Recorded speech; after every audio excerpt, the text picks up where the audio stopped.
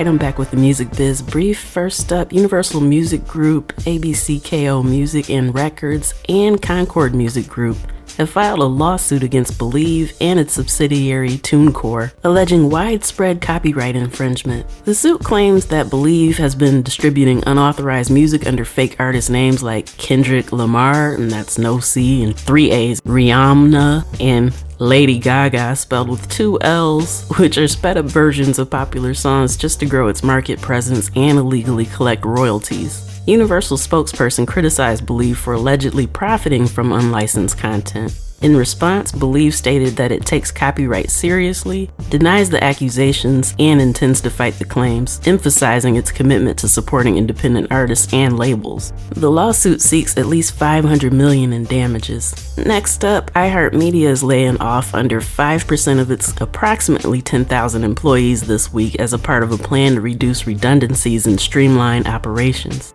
A spokesperson emphasized that iHeart's radio audience has grown over the past decade, with Gen Z listenership increasing, and highlighted the company's leading position in both podcasting and digital radio. So we'll have to see what happens with that. Also, TikTok's licensing deal with Merlin has expired, as you know, marking a critical moment for independent artists. Billboard reports that most of Merlin's members have signed direct deals with TikTok. These new agreements aren't drastically different from Merlin's, except for one major shift. TikTok will now pay based on the number of views a song receives in videos, rather than how often it's used to create new videos. This switch from creation to views could impact how independent artists benefit from TikTok's platform.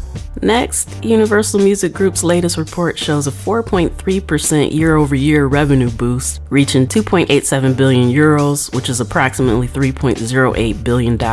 Highlights include a 5.4% rise in recorded music revenue and slight growth in publishing despite last year's one-time settlement inflating those figures. Subscription streaming income grew by 7.6%, though ad-supported revenue saw a slight dip. The label also announced a partnership with YouTube Music aimed at prioritizing premium artist content and improving categorization to enhance artist fan engagement. They're focused on converting free users to paid subscribers and cultivating superfan loyalty. While monetizing short-form videos remains a challenge, Universal expects this gap to close as advertisers adjust budgets. Also, the United Musicians and Allied Workers, the UMAW for short, the union is backing DistroKid employees amid controversy over planned layoffs. The UMAW has launched a petition urging the company to stop union busting after 37 employees, including most of the customer support staff and quality assurance engineers, were placed on leave. The affected workers, all union members, make up 47% of the DistroKid union, including 5 of 7 bargaining committee members. The layoffs were announced just an hour before union negotiations were set to resume over their first contract. And finally, CSAC has secured a fee increase from U.S. radio stations after an arbitration panel ruled in its favor. The new rate of 0.2824% of net revenues is up from 0.2557%, and it represents a 10.4% increase. This rate, which will apply retroactively from January 1st, 2023 through December 31st of 2026, comes after failed negotiations with the Radio Music Licensing Committee. While the Performing Rights Organization considers the outcome a win, the RMLC views it as a victory given CSAC's initial demand to double fees. Alright, and that's it for this week's Music Biz Brief. I'm going to take a quick pause for the cause, and then I'll be back with my special guest Tomike right after this. Keep it locked.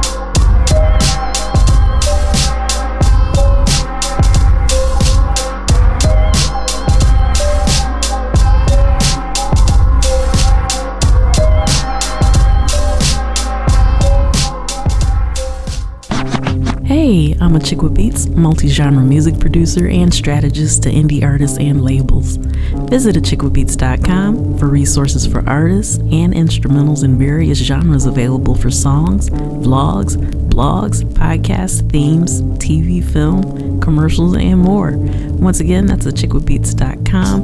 That's ACHICKWITBEATZ.com. Let's make something happen. Thank you so much for tuning in to Instrumental Intel. I am your host, music producer, Chick with Beats, and I'm excited, thrilled, and delighted to say that I have Tomike in the virtual building with me today. Thank you for taking time out of your schedule to come and talk with me and the listeners. So yeah, I'm glad that you're here. If you could just take a moment and tell everybody about, how you got into music, like your early days and getting started, and how it's kind of branched off from there. Cool. Well, thanks for having me. First of all, I'm humbled to be here. I love your work, and I just wanted to say that before we really got into it. Thank you.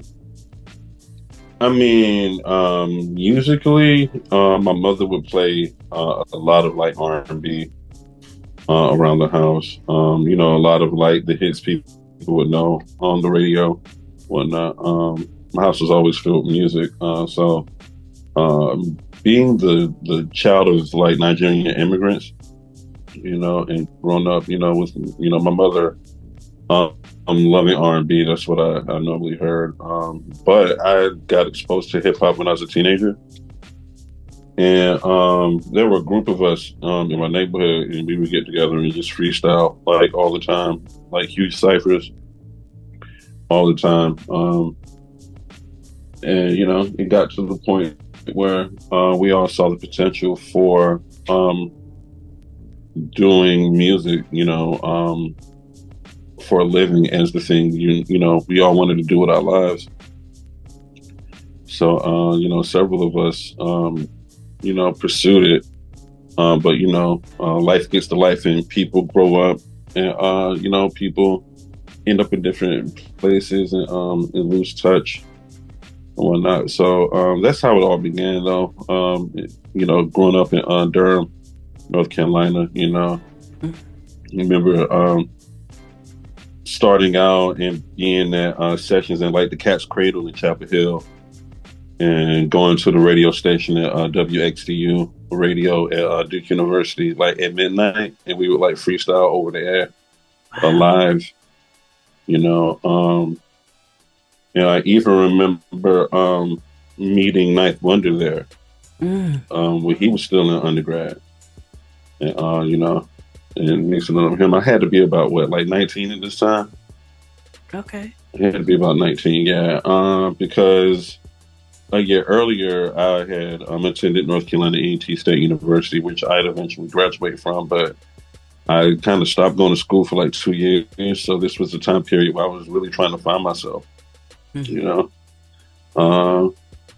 was around that time period, we would go to like all kinds of like hip hop events, like such as, freestyling over the air or Cat's Cradle or any kind of like contest around town, where there was like money up for a prize and stuff like that. Now I remember my first hip hop concert actually was Nas and Wu-Tang Clan. I had to be 16. I had just got my license. Wow. And it was at this place called The Ritz in Raleigh, North Carolina. That's the first time I went to a concert live.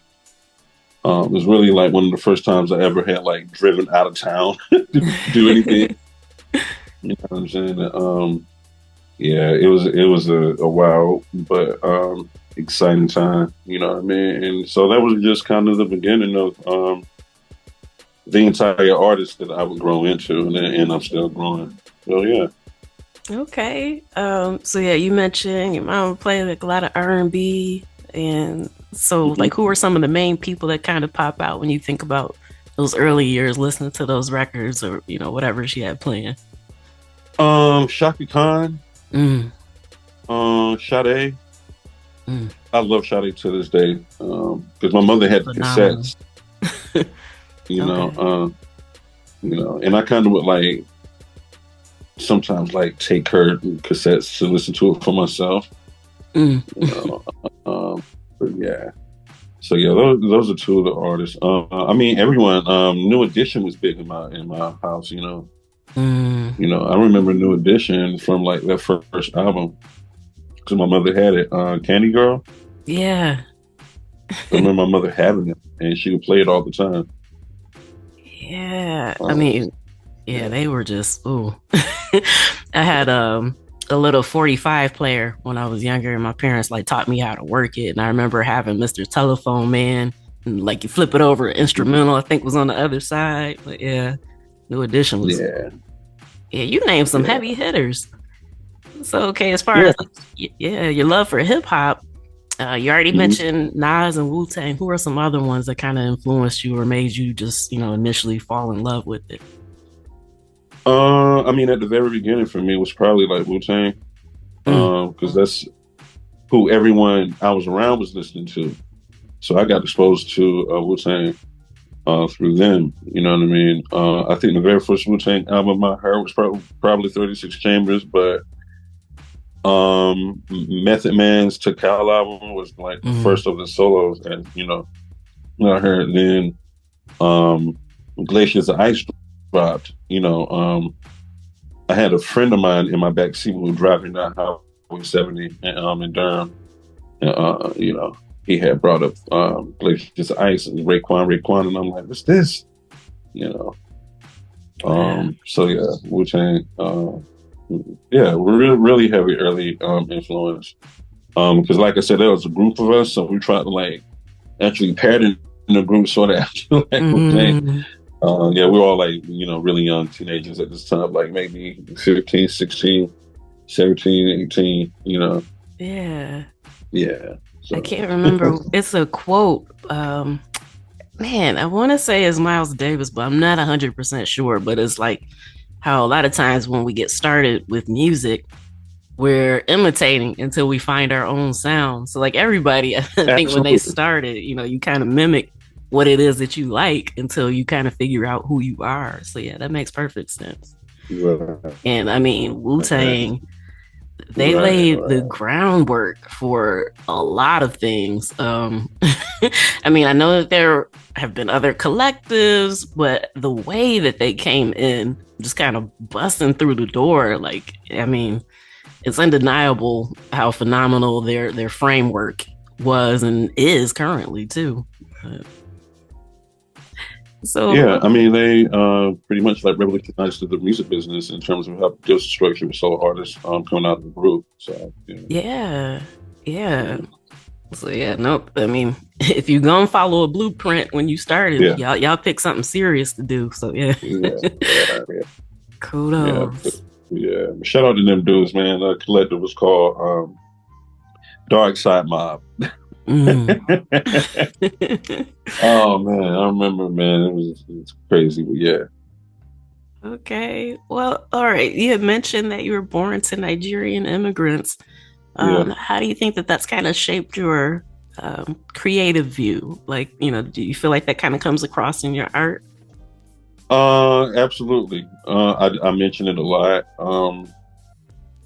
It's just a pride thing, you know what I mean? Especially coming up in the 80s and 90s when it wasn't so popular, you know what I mean? So I would, get called all the names Mm. and and teased for it, and so I'm trying to, being made to be ashamed of who I was, and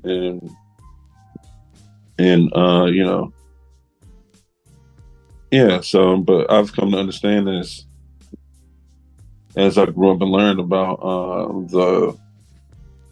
the sickness of so-called white supremacy that is at the Mm. root of all of it. You know what I mean? I call it self-hate. Yeah.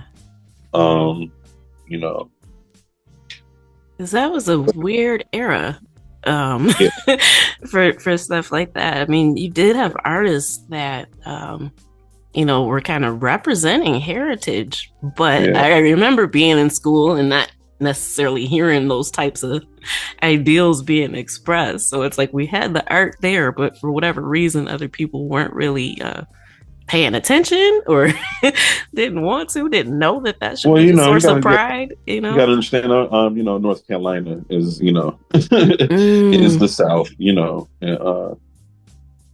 yeah, but now things are a lot more evolved, you know. Yeah, gotcha. but then, you know, it's all good though. Yeah. It's all good. Yeah. Well, Huh. that's cool to be able to, embrace it and share it in your art.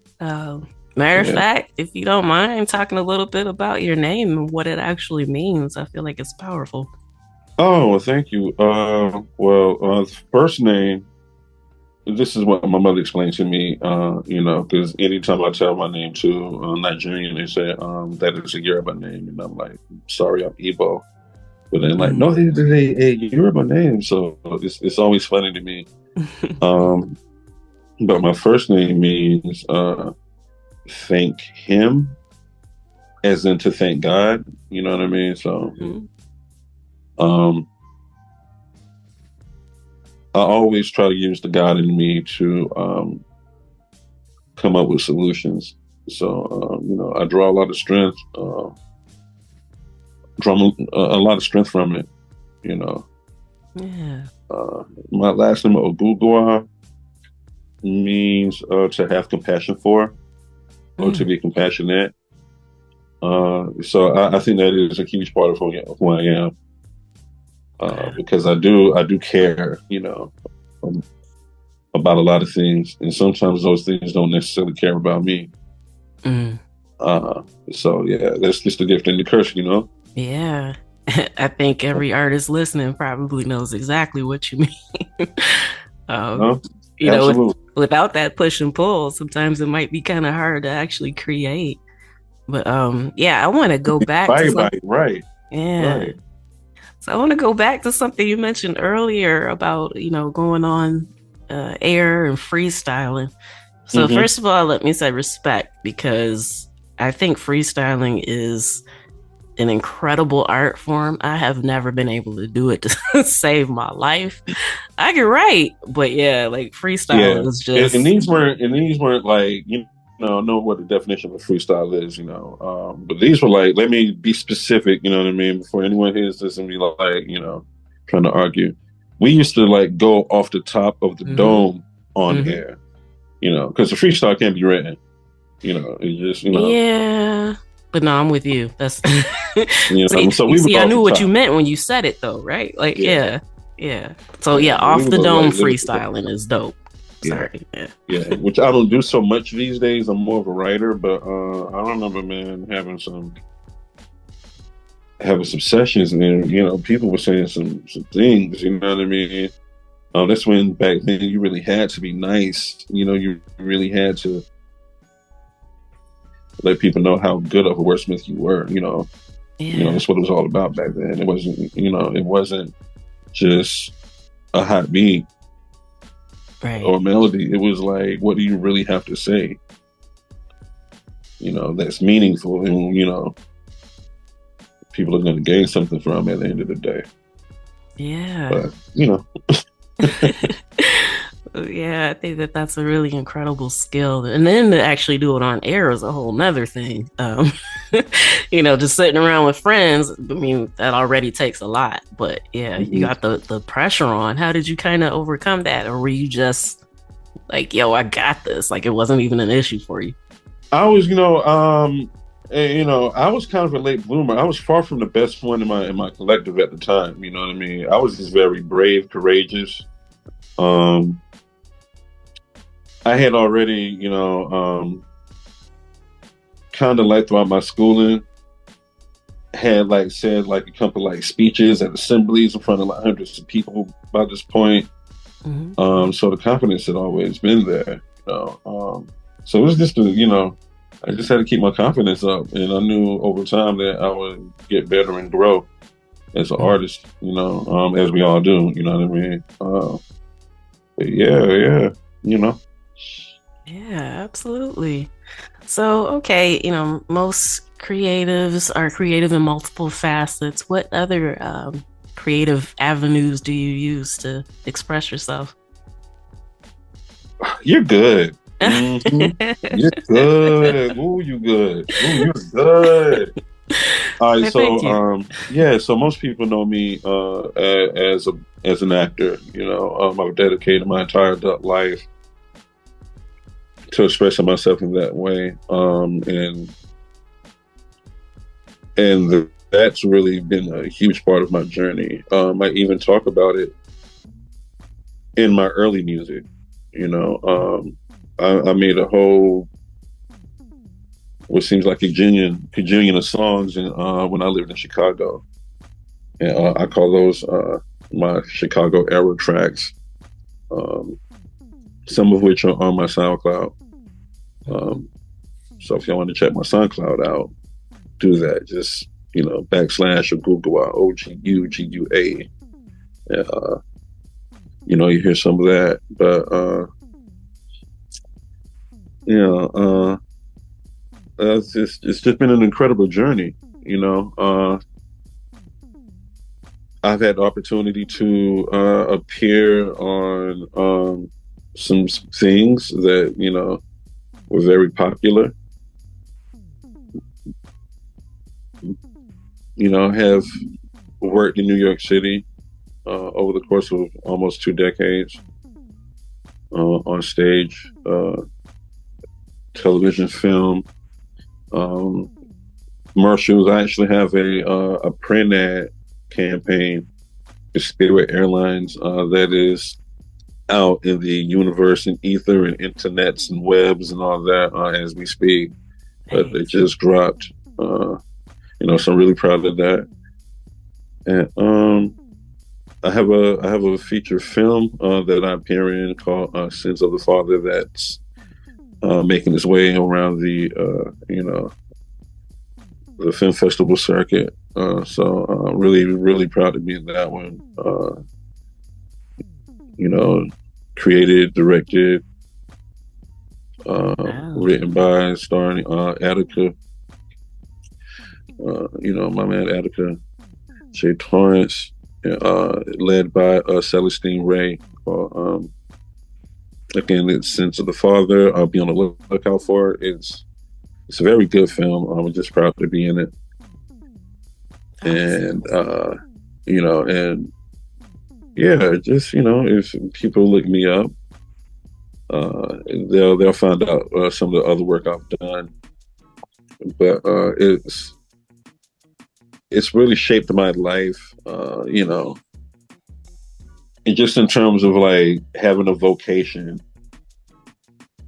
So again, I've dedicated my entire adult life to it wholeheartedly, and I love to do it. But now, it's all about timing, and now is the time that I turn my focus to music, which is actually my first love. Yeah. So, yeah. All right. Yes. Well, that's awesome. Congratulations, for what you're doing.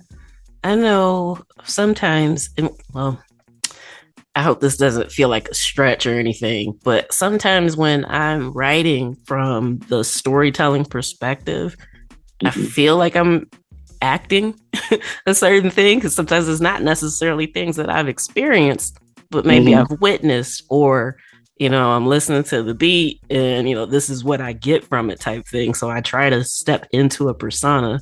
Which, exactly. Yeah. So yeah, it's the same sort of thing. I mean, it's art, you know what I mean? So yeah, there are no rules in terms of how you process that art, you know what I mean, to come out with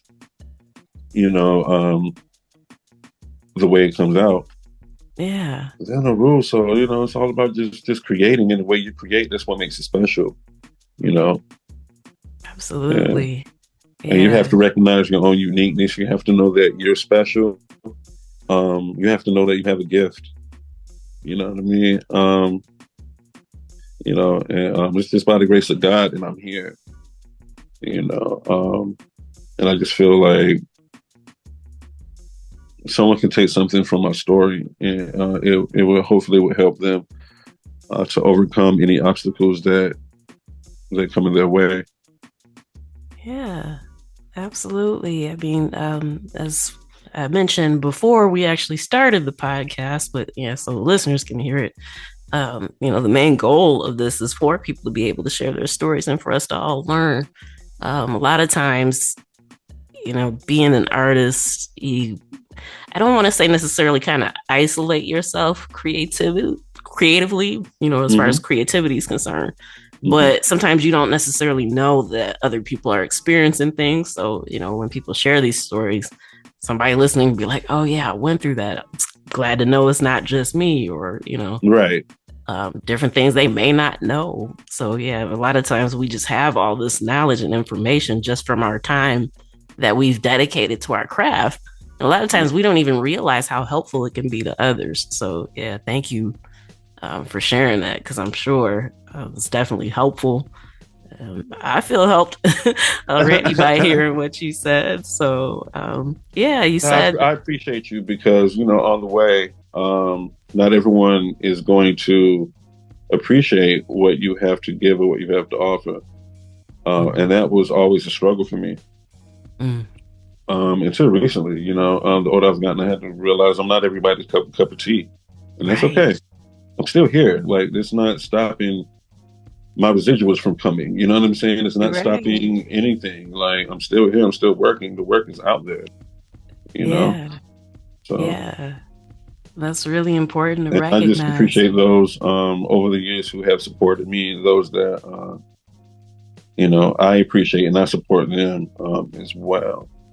But yeah, it took a while to get here. But, when you go on your own, journey to healing and just recognizing your own tendencies and your own role, and things that may arise, you grow and get a different perspective on people, places, and things. Yeah. And have to, separate yourself and create boundaries. That's very important. And you have to know who you are as an artist, and don't listen to anyone saying no nonsense to you, Right. Because I have a daughter that looks up to me. She is like the most important thing,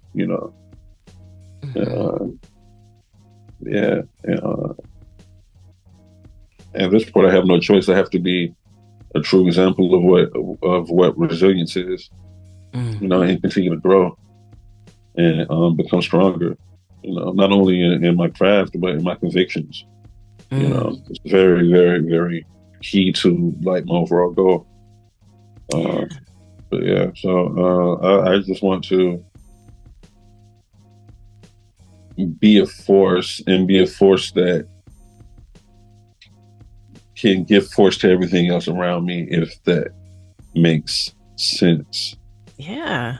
I want to reverberate, back outward and leave things better than what I found them truly. In the last couple of years has really shown me how strong I am. And yeah, nothing can stop me. And that's the move. Yeah. That's not even the attitude, that's the move. Ain't nothing stopping me. Yeah. And I feel like every artist should have that, have that inside them. You're not stopping me. I'm still here. What do you mean? That's what's up. Yes. You see me. You see me when you see me. but you're not stopping this shine. It's gonna happen. Right. Yeah. Like I mentioned, like I know I'm not everybody's cup of tea, and it's like you don't really want to be. Was it DJ House Shoes had said before? If you're making music for everybody, you ain't making music for anybody. So yeah, I do not expect everybody to love everything that I do. I don't want that, because that means it's too plain if that's the case, But yeah.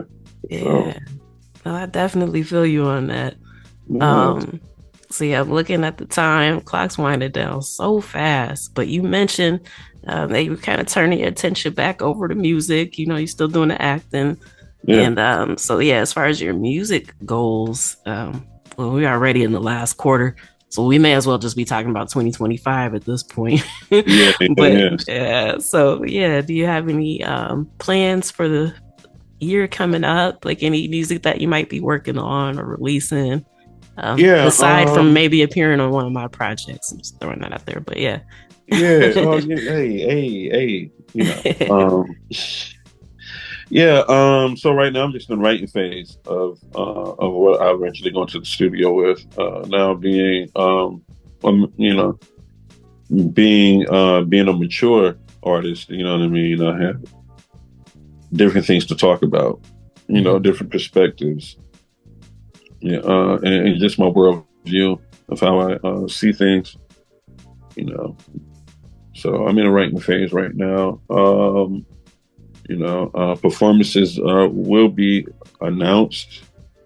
Yeah, so yeah, we in the very beginning. We in the, like, you could say, the embryo stage of what is to come for 2025. And, I feel good about how everything is developing. So yeah, Embryo stage, yeah. So yeah, you mentioned, having a mature perspective. I mhm. just want to say, because you said that, how Yeah, important that is, and just to reinforce it for anybody listening that might be kind of wavering. But rap is the only genre that experiences ageism the way that ageism. it Oh does. yeah. So I yeah, mean, I just put it to you like this: some of my favorite MCs are 10 years older than what I am, yeah, and they're still putting out and they're music. still, Like, you know, yeah. So prime I example, prime example, LL, yes. who Yes. I listen to, uh, who I've listened to pretty much my whole life. You know what I mean? Yeah. His album is crazy. Yeah. The Force, yeah, you And went know. to see his show when he came through to Detroit last year with the Rock the Bells Force tour.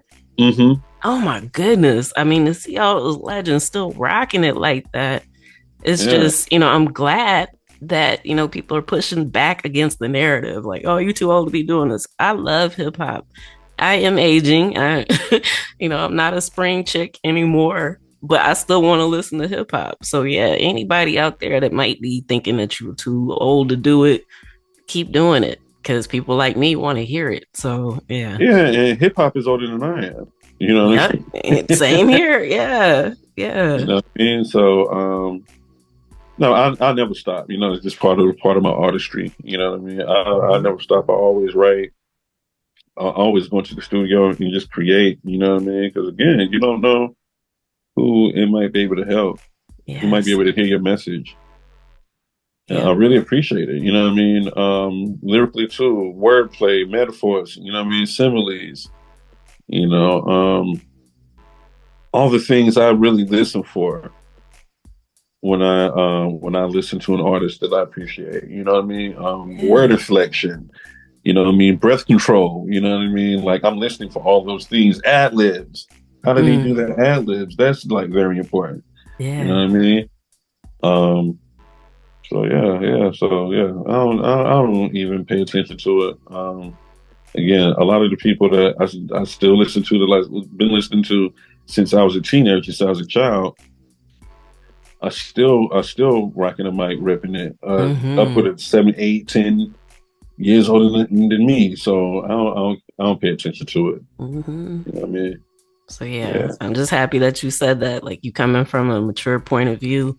Um, Same here myself. mm, So yeah, y'all don't be calling me old when you hear my yeah. stuff. But yeah, No, I no, mean, when you I live life, fully you got believe. children, and you know what I mean. You Yeah, paying bills for real, and right. I'm not trying to hear about being in the club all the time. Like I need something that's reflecting, what my day to day life looks like a little bit.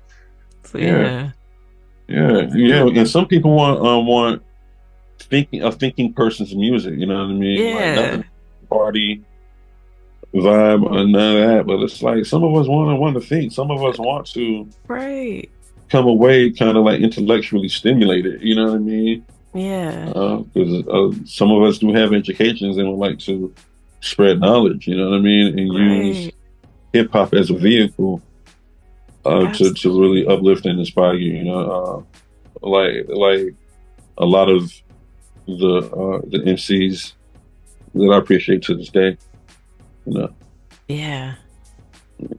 Absolutely. So yeah, like I said, no other genre experiences that. Like we need to Yeah. start honoring rap and hip hop legends the same way people honor rock and R&B and all these other genres. So yeah, Mhm. I definitely wholeheartedly support that as a, not so young chick anymore. But You're a chick with beats. You know what I'm saying? yes, sir. You know. Yeah, so all right. Yeah, I definitely want to thank you again for taking time out of your schedule to come and share with me and the listeners. Before we close it out, I want to make sure that everybody knows everywhere they need to follow you, check you out, keep up with what you're doing. The best way to do that is on IG, Instagram, and official Tomike OG. All right, awesome. So yeah, if you got any you know, thoughts you want to leave the audience with or shout outs, you can do that at this time. Wow. I didn't mean to put you on the spot. So yeah, anybody listening, don't be mad if you didn't say it. um, no, just shout out to like all the people that support me and my platform. Shout out to to the fans. Um, yeah, just thank you for the love, thank you for the support. It means a lot. And yeah, y'all keep rocking. 2025. Let's do it big and let's close out 2024 with a bang. Yes, absolutely. Love it. All right. Well, thank you so much. And, I hope to have you back on again soon sometime. I appreciate you. Yeah, I would love to come back. This was great. Great. Nice little vibe. You know what I'm saying? You All know. right. Well, good. Well, I'll hold you to it then. All right. All right, and that's a wrap for this episode of Instrumental Intel. I'd like to thank you once again for tuning in. I'd like to thank my special guest, Tomike, for coming through and sharing his story and wisdom with us. I'd also like to thank my home station, Grander Radio, out of Grand Rapids, Michigan. And make sure that you come back next week. I got more goodness lined up for you that I'm excited to share. So, till next time, you know where to find me. Tune in, tell a friend. I'll see you then. Peace.